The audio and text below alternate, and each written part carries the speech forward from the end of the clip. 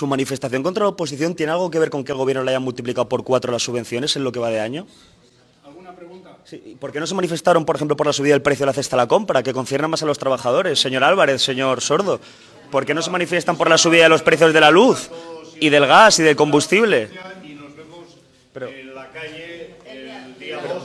Contra la oposición se van a manifestar. En la calle ¿Pero por qué se manifiestan contra la oposición y no por la subida del precio del combustible, por ejemplo, la cesta a la compra? parroquia donde se cuida.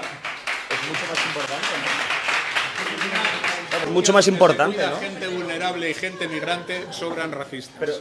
Pero ¿por qué se manifiestan contra la derecha, señor Sordo? Es mucho más importante la subida de la cesta a la compra, ¿no? Para los trabajadores. Cuidado, ¿no? Pues como siempre han intentado agredir a mi cámara tras hacerles esa pregunta, y lo que no entendemos es por qué los sindicatos han tardado tanto en manifestarse y no lo han hecho para defender a los trabajadores durante todos estos meses de precariedad por culpa del gobierno. ¿Su manifestación contra la oposición tiene algo que ver con que el gobierno le haya multiplicado por 4 las subvenciones en lo que va de año? ¿Alguna pregunta? Sí, ¿por qué no se manifestaron, por ejemplo, por la subida del precio de la cesta a la compra, que concierne más a los trabajadores? Señor Álvarez, señor Sordo, ¿por qué no se manifiestan por la subida de los precios de la luz y del gas y del combustible? Y nos vemos Pero- en la calle el día 2.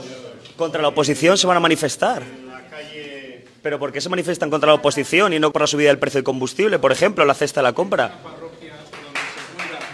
Es mucho más importante,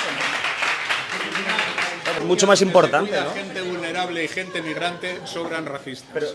Pero ¿por qué se manifiestan contra la derecha, señor Sordo? Es mucho más importante la subida de la cesta a la compra, ¿no? Para los trabajadores. Cuidado, ¿no? Pues como siempre han intentado agredir a mi cámara tras hacerles esa pregunta, y lo que no entendemos es por qué los sindicatos han tardado tanto en manifestarse y no lo han hecho para defender a los trabajadores durante todos estos meses de precariedad por culpa del gobierno.